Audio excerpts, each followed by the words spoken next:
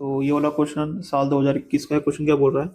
Two identical tennis ball each having mass m and charge q suspended from a fixed point by thread of a length l. ठीक है. What is the equilibrium separation when each thread makes a small angle theta with the vertical? अब मैं तुम्हें situation बता देता हूँ. ये वो कॉमन पॉइंट है और ये वो दो थ्रेड है और थ्रेड के अदर एंड से बेसिकली चार्ज बॉल है और ये इक्विलिब्रियम की सिचुएशन है और ये जो थ्रेड वर्टिकल के साथ जो एंगल बना रही है ना वो थीटा और ये थीटा स्मॉल है, क्वेश्चन में गिवन है. तब तुम देखो इधर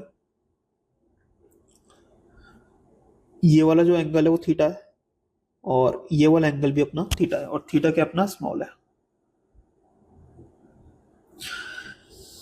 दोनों के पास चार्ज सेम है तो इस पर मैं क्यू मान लेता हूँ, इस पर भी मैं क्यू मान लेता हूँ. दोनों का जो मास है वो भी सेम है तो इसका मास एम है, इसका भी मास एम है, तो इसलिए मैंने ये थीटा वगैरह भी सब सेम कर लिया, सिमेट्री वगैरह मेंटेन है अपनी.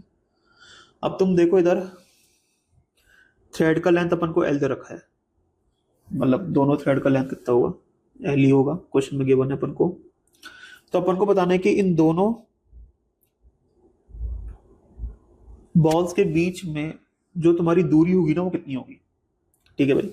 अब तुम देखो मैं मान लेता हूं कि ये जो थ्रेड है ना वो बॉल पर है ना फोर्स लगा रही है और वो फोर्स कितना है अपना टी के बराबर है. सही है. एक अपना ये एम जी लग रहा होगा नीचे की तरफ और एक अपना इस तरफ क्या लग रहा होगा? इलेक्ट्रोस्टैटिक फोर्स लग रहा होगा. और ये इलेक्ट्रोस्टैटिक फोर्स कितना लगेगा अपना? ये लगेगा अपना के क्यू स्क्वायर अपॉन एक्स का होल स्क्वायर. और एक्स क्या बोल रहा हूं मैं? इन दोनों के बीच का सेपरेशन. तुम देखो ये एक्स मैं इसको बोल रहा हूं, किसको? इसको. ये मेरा एक्स है. सही. तब तुम देख सकते हो कि ये वाला जो एंगल है वो थीटा ही होगा. अगर ये थीटा है तो ये भी थीटा ही होगा.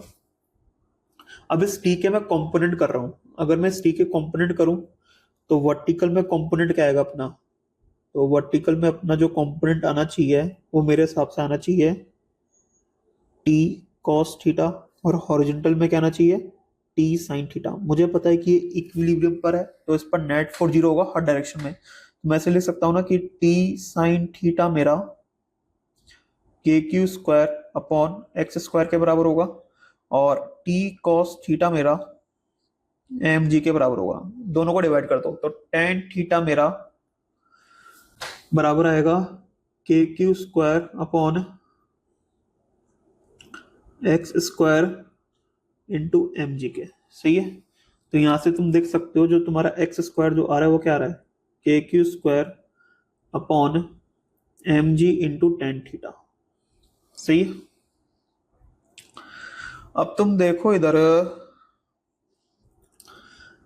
यहां पर तुम्हें ट्रायंगल दिख रहा होगा.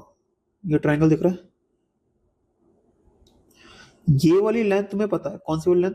ये वाली लेंथ तुम्हें पता है एल है. ये वाली लेंथ मैं x बाई टू बोल सकता हूं क्योंकि ये जो टोटल लेंथ है वो x है. मुझे पता है कि ये वाली जो लेंथ होगी वो x की आधी होगी, मतलब ये x बाई टू होगी. तो ये वाली जो लेंथ है कौन सी वाली लेंथ है? ये वाली जो अपने पास लेंथ है वो x बाई टू होगी. तो ये अपने पास वो राइट एंगल ट्रायंगल है. ये वाला एंगल थीटा है, ये x बाई टू है, ये l है. तो इसमें जो साइन थीटा होगा वो मेरा कितना होगा? ये होगा x बाई टू एल. अब साइन थीटा को मैं अप्रोक्सीमेटली टेन थीटा लिख सकता हूं क्योंकि अगर थीटा मेरा स्मॉल हुआ तो साइन थीटा को मैं अप्रोक्सीमेटली टेन थीटा लिख सकता हूं क्योंकि थीटा क्या मेरा स्मॉल है. सही. तो यहाँ पर X square is equal to K Q square upon M G और टेन थीटा की वैल्यू कितनी है? X by twelve. तो यहाँ से एक्स क्यूब बराबर क्या आ रहा है? K Q square into two L upon M G. यहाँ से एक्स क्यूब बराबर क्या आ रहा है अपना? तो के का वैल्यू पुट कर दिया 1/4 पाई एप्सिलॉन नॉट. तो Q square into two L upon M G into 1/4 pi epsilon naught. तो यहाँ से तुम देख सकते हो कि जो तुम्हारे x का वैल्यू आएगा वो कितना आएगा? तो ये तो हो गया अपने पास 2. तो आ रहा है Q square into L upon two pi epsilon naught M G की होल पावर 1/3। तो ये अपना आंसर है। तो आंसर क्या होगा यार, क्यू स्क्वायर एल, यही है ना? हाँ, क्यू स्क्वायर एल। तो ये और ये तो गलत हो गया, आंसर होगा मेरे हिसाब से ऑप्शन 2। तो मेरे को उम्मीद है कि तुम्हें समझ आया होगा बड़ी तरीके से वाला क्वेश्चन। चलो यार अगला क्वेश्चन करते हैं।